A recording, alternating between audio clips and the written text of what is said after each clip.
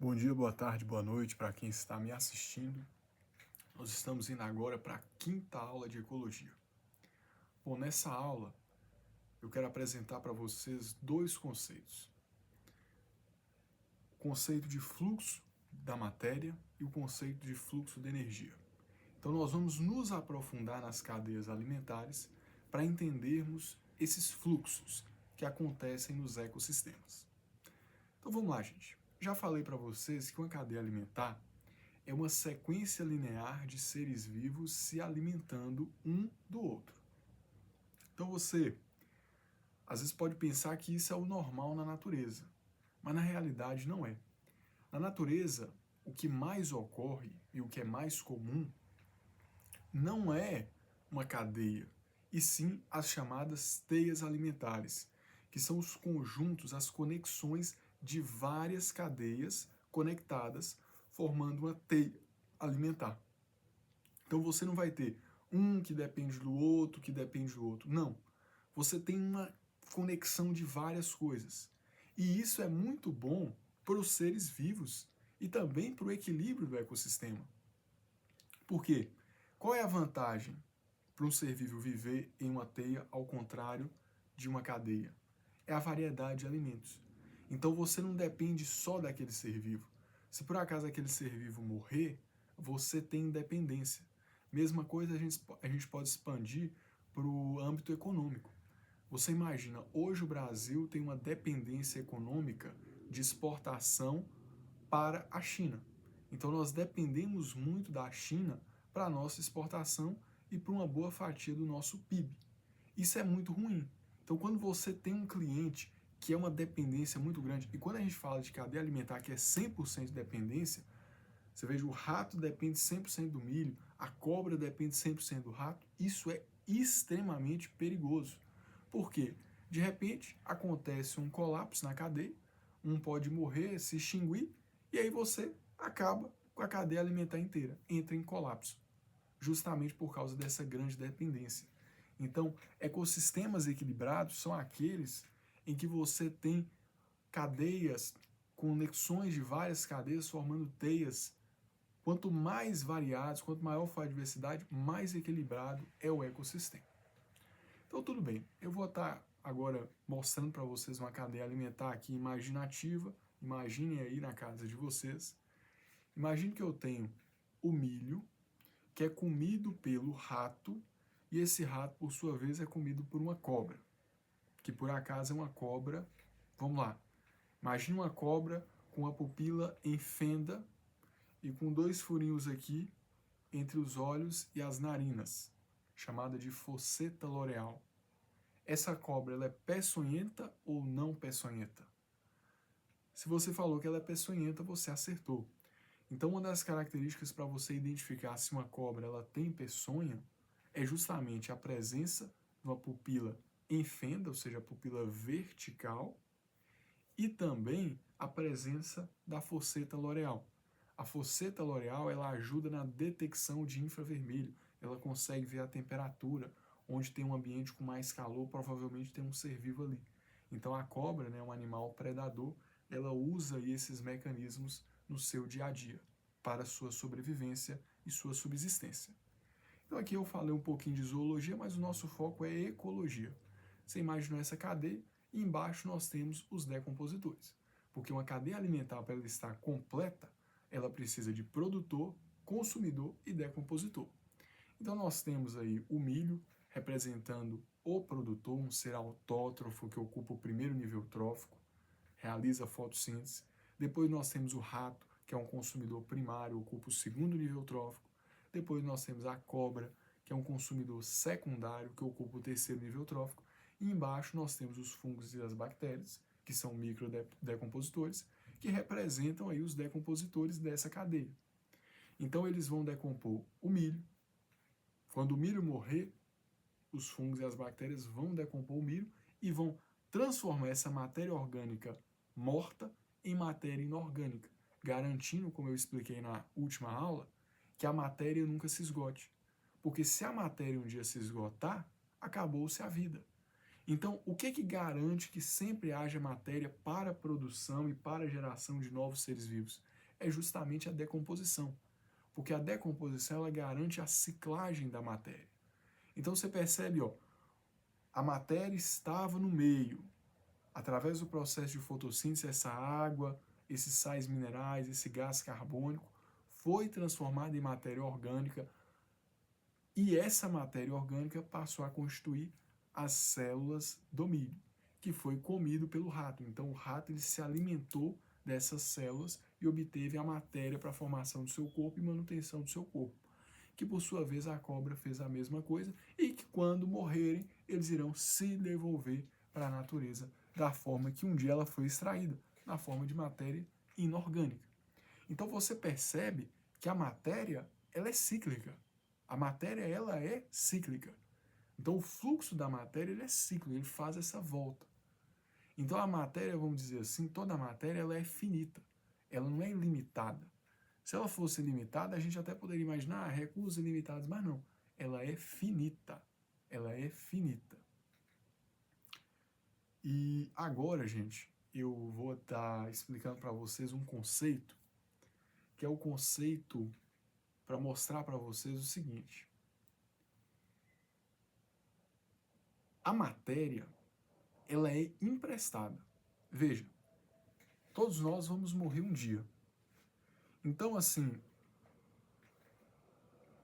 você pode viver 100 anos. Não importa.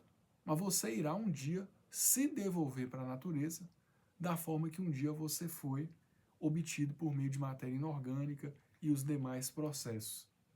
Então é aquela coisa. Quem pega emprestado um dia devolve. Esse corpo, essa matéria orgânica que constitui o meu corpo e o seu corpo, ela foi pegada emprestada da natureza. E um dia, quem pega emprestado devolve. E nós vamos nos devolver para a natureza na forma que um dia ela foi extraída pelos fotossintetizantes, matéria inorgânica, água, sais minerais e gás carbônico. Então é esse ciclo. E aí, assim, vamos só fazer um adendo aqui, né? O que acontece? Às vezes as pessoas perguntam, o que acontece com a gente depois que nós morremos? Olha, essa pergunta ela tem várias respostas, algumas respostas são ideológicas, outras são respostas religiosas, mas o ponto biológico que nós podemos dizer é, quando nós morrermos, nós iremos nos devolver para a natureza, esse nosso corpo será decomposto pela ação dos decompositores e nossa matéria será transformada de matéria orgânica morta em matéria inorgânica, água, sais minerais e gás carbônico. Então nós vamos nos devolver para a natureza. Por isso, em dias de chuva, escute com respeito o barulho dos seus antepassados. Não é louco pensar isso? A água que cai, a água que nós estamos bebendo, tudo isso pode muito bem um dia, pode muito bem não, fez parte sim. A gente só não pode afirmar. Mas a água que eu estou bebendo às vezes pode ser uma água do meu antepassado. E no futuro, mesma coisa, bebendo a água do meu corpo. Porque é isso que acontece, é um ciclo. É o ciclo sem fim lá do Rei Leão, né? Então é importante que nós tenhamos essa visão e entender que a vida ela se esgota. Todos nós somos seres que um dia iremos morrer, iremos ser decompostos, iremos nos tornar comida de vermes. Não importa sua classe social, o patrimônio que você tenha ou que você não tenha, não importa. No final, todos nós vamos para a sarjeta, todos nós nos tornaremos comida de vermes. Então tenha mais humildade, tenha mais consciência, viva uma vida mais tranquila. O nosso dia de morte um dia chegará e viraremos isso. Voltaremos para a natureza, porque alguns pensam que nós e a natureza estamos separados. Não, nós estamos o tempo inteiro vivendo em conjunto com a natureza. E agora eu já expliquei o fluxo da matéria. Deu para você entender que o fluxo da matéria ele é cíclico.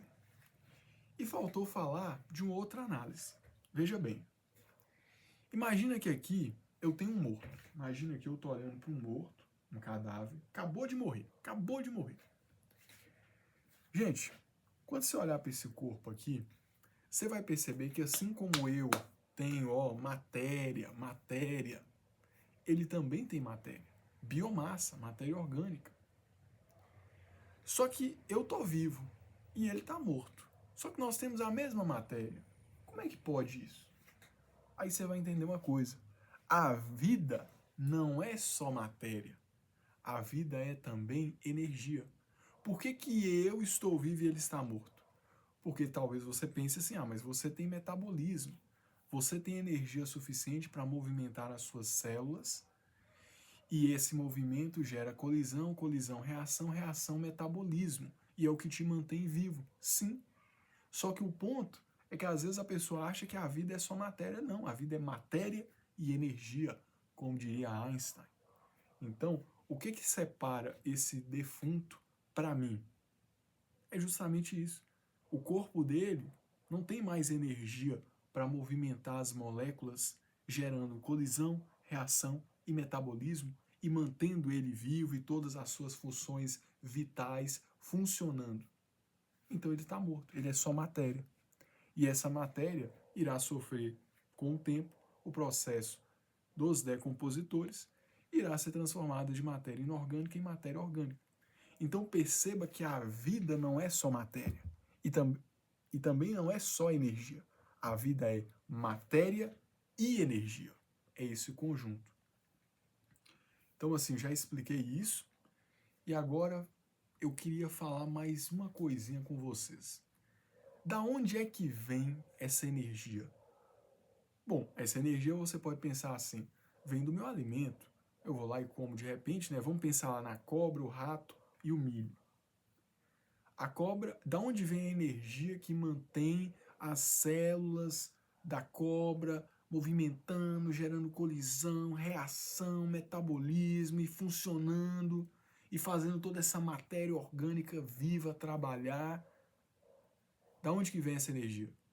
Das moléculas orgânicas que a cobra obteve se alimentando do corpo do rato. E da onde que vem essa energia do corpo do rato? Do corpo do milho. E de onde é que vem a energia que mantém o corpo do milho trabalhando, funcionando, gerando metabolismo? Do sol, da luz solar.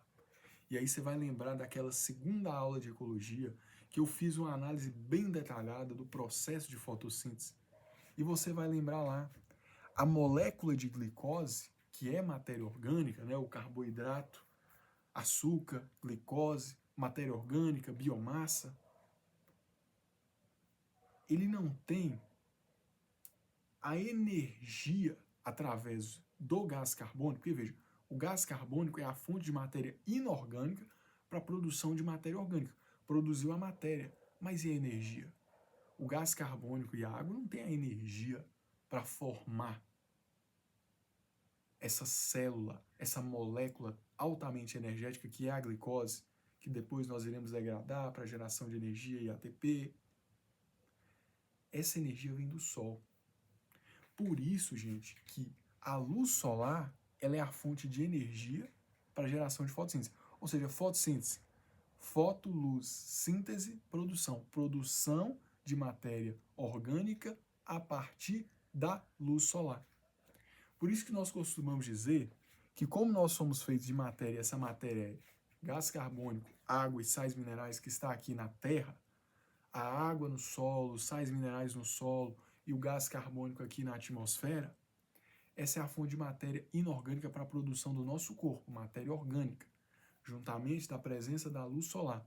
Então nós costumamos dizer que nós somos filhos do sol, porque a gente pensa assim, mas eu como boi. Pois é, mas o boi, você fala assim, mas o boi ele não está dependendo do sol. Sim, ele está dependendo por quê? Porque o boi ele come capim. E o capim só existe graças à luz solar e graças à matéria inorgânica do meio, através do processo de fotossíntese, que fornece matéria orgânica e energia, que há o boi comer, depois você vai lá e come o boi.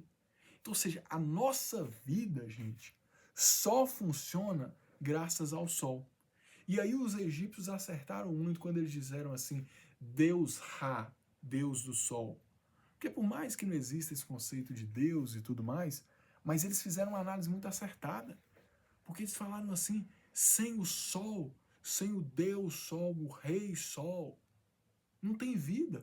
Porque ele é a fonte de energia. Eu estou vivo aqui é graças ao sol. Porque não importa se eu vou comer de repente um consumidor primário ou um secundário, gente, a cadeia tudo parte dele. Ninguém consegue fazer fotossíntese, nós não temos capacidade de produzir energia. Mesmo que você não se alimente diretamente do produtor, porque o produtor, ele obtém a energia e a matéria inorgânica de forma direta. Nós obtemos de maneira indireta. Todos nós heterótrofos, obtemos a nossa matéria como? Matando e comendo, ou só comendo. Ou seja, nós dependemos daqueles que vão transformar matéria inorgânica na presença da luz em matéria orgânica. Ou seja, todos nós somos filhos da Terra, em termos de matéria, mesmo que de forma indireta, e filhos do Sol, porque é a fonte de energia que nós obtemos de forma indireta. Fora que o Sol tem diversos outros benefícios, né, gente? Mas eu estou falando assim na questão alimentar mesmo. Nós não vivemos sem o Sol e sem as matérias inorgânicas que constituem o nosso planeta Terra. Olha para você ver a importância disso. Olha para você ver. E não é à toa que várias culturas do passado cultuavam o Sol. Cultuavam a Terra, a mãe natureza. Porque tem toda essa ligação tão fundamental para a vida. E agora, gente, eu te mostrei isso, então você vai perceber o seguinte. O ciclo da matéria, ele é cíclico e fechado. Porque a matéria, ela é finita. Já o fluxo de energia, ele é unidirecional. Porque está sempre entrando aqui a luz solar. E o que acontece? Entra a luz, a matéria inorgânica, a planta ou o ser autótrofo faz fotossíntese, que vai passar. O que vai acontecer? O autótrofo, no processo de fotossíntese, gente, nós não somos máquinas perfeitas, nem mesmo os animais, os outros seres vivos. Então a planta ela vai absorver aquela energia solar, mas uma parte, durante o processo tanto de fotossíntese como de respiração celular, onde ela irá produzir glicose e gás oxigênio, ela vai degradar por meio da respiração celular para obtenção de energia e geração de ATP. Uma parte ela vai gastar só para ela consumir, para ela manter as suas células, o seu organismo funcionando. E uma outra parte ela também perde na forma de energia térmica, na forma de calor. Sim, a gente perde na forma de calor para processar, para degradar, para absorver essa matéria orgânica e essa energia, certo? Essa matéria orgânica será transformada em energia. Então, nesse processo, sempre há perdas. Sempre há perdas. E aí o que vai sobrar é a produtividade primária líquida, que aí vem um consumidor primário e come. E esse consumidor primário, por sua vez, também irá perder uma parte. Uma parte ele já perde nos excretas, ele é incapaz de digerir, como é o caso da celulose para nós, o caso da alface, né? Boa parte da alface nós não conseguimos digerir, como eu já expliquei em outras aulas. Nós não conseguimos quebrar a celulose. Então a parte é perdida mesmo nos excretas, nas fezes e na urina. E mesmo a parte que nós conseguimos utilizar, essa parte a gente ainda vai perder, vai consumir no caso, para o nosso metabolismo, para a manutenção do nosso organismo. E aí o que vai sobrar é a produtividade secundária líquida. E também tem perda na forma de calor. Mesma coisa a produtividade terciária líquida, no caso da cobra, e assim por diante. E os fungos, eles vão pegar ali o que sobrou daquela matéria orgânica morta, vão decompor e vão obter o resto de energia que tiver, e o resto é perdido, a energia acabou. Se não tiver o sol, a luz solar para trazer energia de volta, acaba a vida. Acaba a vida. Então é para a gente entender a seriedade disso. Então, o fluxo da matéria é cíclico. Esse ciclo sem fim. Já o fluxo de energia, ele é unidirecional. E seja mais específico, que única direção é essa? A energia entra na forma de energia luminosa. Aqui, ó, a luz, ó, a energia luminosa. Pelo processo da fotossíntese, os seres autótrofos vão transformar essa energia luminosa em energia química, como eu já expliquei nas outras aulas, e eu vou explicar de novo com o maior prazer. Então, ele vai transformar gás carbônico mais água na presença da luz em matéria orgânica, glicose, C6H12O6, mais gás oxigênio, que é o fundamento para degradação da glicose, mais oxigênio, respiração celular, para a produção de energia e geração de ATP, que é a moeda energética da vida, né? O tritosfato de adenosina. Então perceba, nesse processo, ao longo desse processo, uma parte é perdida na forma de calor, e essa não volta, vai para a atmosfera e se perde no espaço. E assim, conforme os outros seres vivos forem se alimentando, uma parte é perdida. E por final, os fungos e as bactérias vão fazer, né, a decomposição, e aí acaba mesmo. E se não tiver mais energia para entrar, acaba-se a vida. Então, o fluxo da energia é unidirecional. Energia luminosa, energia química, depois energia térmica, que se perde. Então, sempre, por isso que a gente fala que o fluxo de energia ele também é aberto. O fluxo de matéria é fechado, a matéria que tem é somente essa. O fluxo de energia ele é aberto porque sempre entra, tá? Então eu quero dizer para todos vocês que foi um grande prazer poder ministrar mais essa aula, uma satisfação muito grande. E é aquilo, gente, a aula nunca sai perfeita. Você estuda, estuda, estuda.